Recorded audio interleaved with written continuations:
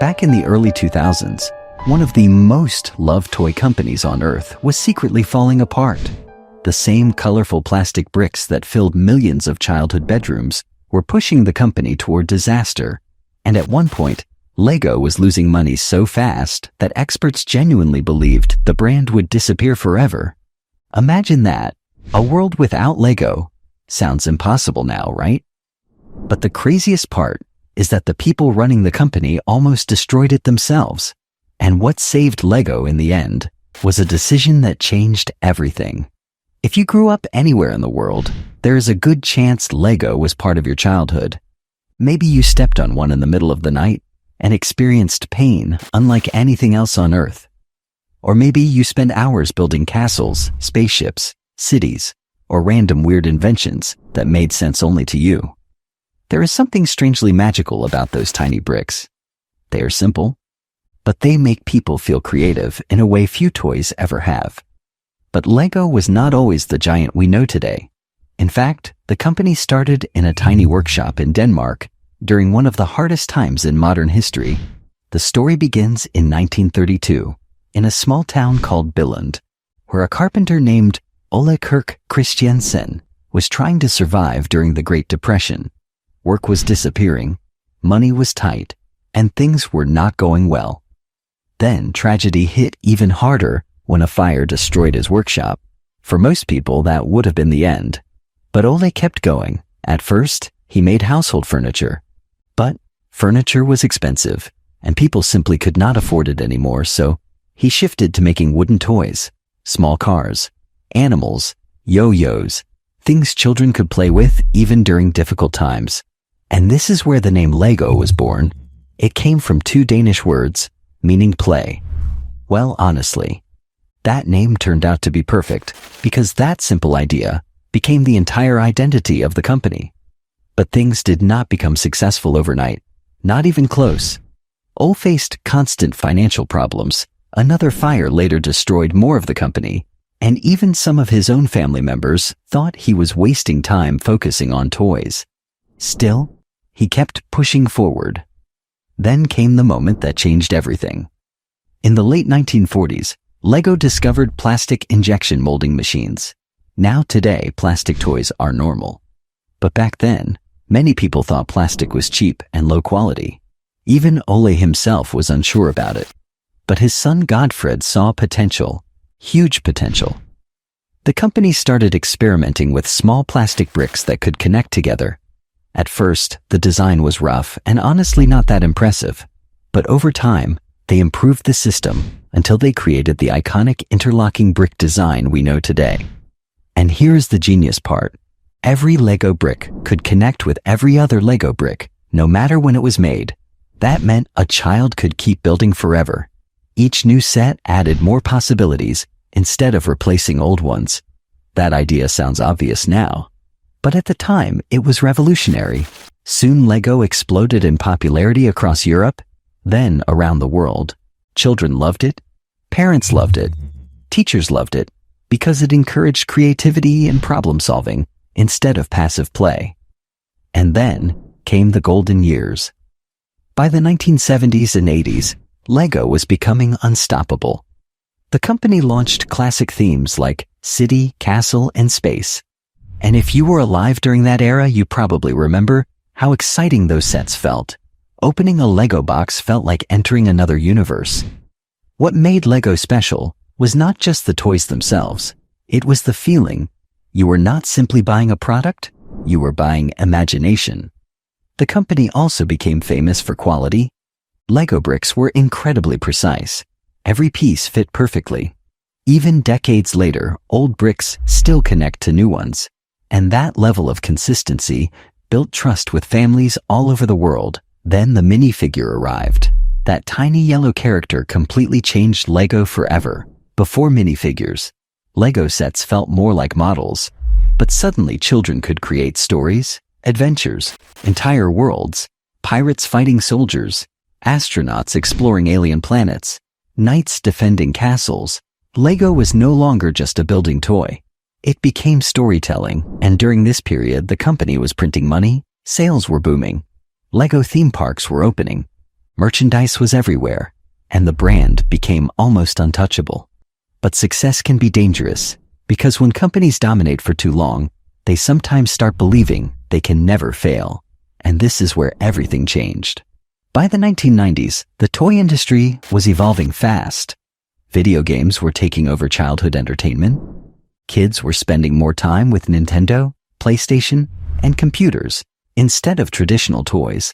Lego executives panicked. Instead of focusing on what made Lego special, they tried to become everything at once. The company started launching clothing lines, watches, TV shows, theme parks, magazines, software, action figures, and tons of products that had very little to do with building bricks. At the same time, they created more complicated Lego sets with thousands of unique pieces, which sounds cool at first, but it created massive problems behind the scenes. Production costs exploded. Warehouses became chaotic. The company was making too many different pieces that were difficult and expensive to manage. And somehow, despite all this expansion, Lego was losing its identity. Kids no longer saw Lego as the simple creative toy it once was. The company was chasing trends instead of creating them. Then came one of the biggest mistakes in Lego history. Lego entered the action figure market with a theme called Galidor. Now, if you know Lego fans, you probably already know where this is going. Galidor barely even looked like Lego. The figures were weird, awkward, and honestly kind of creepy. There was a TV show tied to it, massive marketing campaigns, huge expectations, and it completely flopped. The products sat on shelves collecting dust, while Lego burned through money at an alarming rate. By 2003, the company was in serious trouble. We are talking hundreds of millions of dollars in losses. Executives were terrified. Some analysts believed bankruptcy was possible. Imagine hearing that Lego, one of the most iconic toy companies ever, might actually disappear. It sounds unreal now, but at the time it was very real. And the worst part was that nobody inside the company seemed to know how to fix it.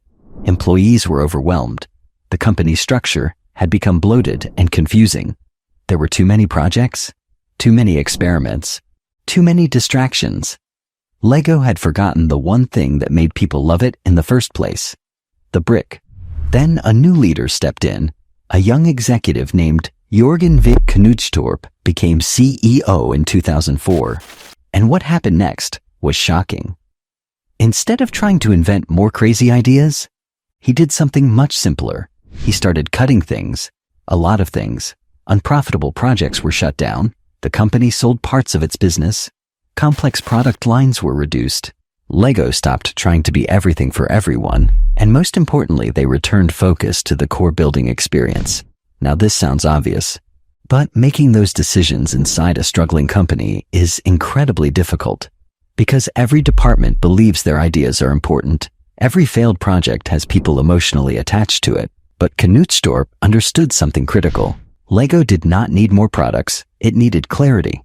And then came another brilliant move. Instead of avoiding outside partnerships, Lego embraced them. This was controversial at first because Lego had traditionally believed children should create their own stories rather than follow existing franchises. But eventually they made a deal with Star Wars. And honestly, that decision may have saved the company. The Lego Star Wars sets became massive hits almost instantly. Kids loved them. Collectors loved them. Even adults who had not touched Lego in years suddenly came back. And that was another huge turning point. Lego realized adults could be customers too. That changed everything. Suddenly, Lego was not just a children's toy company anymore. It became a hobby, an art form, even a lifestyle for some people. More partnerships followed. Harry Potter, Batman, Marvel, Indiana Jones, and many more. But unlike before, Lego was now combining famous franchises with the core building experience instead of replacing it. That balance mattered. At the same time, the company embraced its fan community in a way that felt surprisingly genuine. Lego listened to builders online. They paid attention to fan creations. They even launched platforms where fans could submit their own set ideas. And people loved that. Because fans no longer felt like customers, they felt like participants. Around this time, LEGO also entered another golden era. The LEGO video games became wildly successful, especially titles developed with TT Games. Those games had humor, charm, and surprisingly fun gameplay. And unlike many toy companies that failed to adapt to digital entertainment, LEGO somehow made it work. The company turned potential competition into support for the brand. That is honestly harder than it sounds. Then came something nobody expected, the LEGO Movie. When it was first announced, many people rolled their eyes. A movie about LEGO bricks. Really, it sounded like a giant commercial, but somehow the film was funny, emotional, self-aware, and weirdly inspiring. Everything is awesome became impossible to escape. And the movie introduced LEGO to an entirely new generation. What made it work was the same thing that always made LEGO special. Creativity. The movie celebrated imagination instead of just selling products.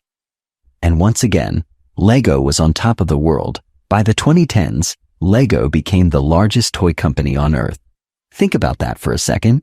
A small Danish company that almost went bankrupt was now bigger than massive global competitors. It is one of the greatest comeback stories in business history, but things still were not perfect, because success always creates new challenges.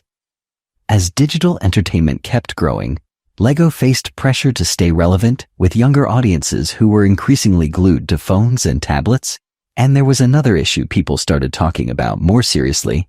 Plastic. LEGO bricks are famously durable, which is great for quality, but not so great for the environment. Critics questioned how sustainable the company really was.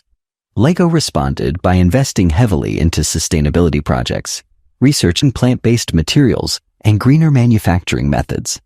But replacing the classic brick material is incredibly difficult because the company refuses to compromise on quality. And honestly, that makes sense.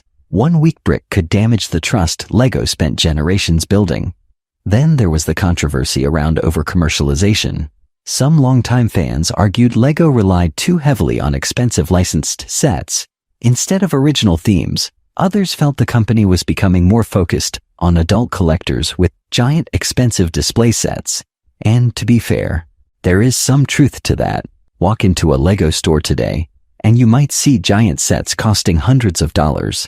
It almost feels strange when you remember this started as a simple toy for children, but at the same time, that strategy has also helped LEGO survive in a changing world. Adults who grew up with LEGO now have money, nostalgia, and a desire to reconnect with childhood memories. LEGO understands that emotional connection better than almost any company. And honestly, that may be their real superpower, not the bricks themselves. The feelings attached to them, because LEGO is not really selling plastic. It is selling possibility. The possibility of creating something with your own hands. The possibility of escaping stress for a while. The possibility of turning imagination into something real. That emotional connection explains why LEGO keeps surviving generation after generation, while so many other toy brands disappear. Even today, the company continues experimenting with new ideas, robotics kits, education programs, gaming collaborations, interactive experiences, and massive collector sets. Some ideas work brilliantly, others do not. But unlike during the dark years, LEGO now seems more aware of its identity. It knows the brick must remain at the center, and maybe that is the biggest lesson from this entire story. Companies often fail when they forget why people loved them in the first place. LEGO nearly collapsed because it chased too many trends and lost focus. Then it recovered by rediscovering its core purpose. Simple sounds powerful when it is done right, and honestly, there is something kind of inspiring about that. A company built on tiny plastic bricks survived fires, financial disasters, industry changes, and near bankruptcy simply because people never stopped loving the experience of building. That is pretty incredible when you think about it. Today, LEGO is stronger than ever. Its sets fill stores around the world. Movies continue to attract audiences. Adults proudly display massive builds in their homes. And children still sit on bedroom floors, creating worlds from imagination, just like they did decades ago. But the future still raises interesting questions. Can LEGO stay creative while becoming more corporate? Can it balance nostalgia with innovation? Can it solve its sustainability challenges without losing quality? And maybe the biggest question of all, will future generations love physical creativity as much as past generations did in a world dominated by screens? Because if there is one thing this story proves, it is that even the most beloved companies are never guaranteed survival. Lego came dangerously close to disappearing once already, and the reason it survived was not luck alone. It was because someone finally remembered what made the company special in the first place. A simple brick, a simple idea, and endless imagination. So what do you think? Has Lego become better over the years? Or do you think the company has lost some of the magic it once had? Let me know your thoughts in the comments.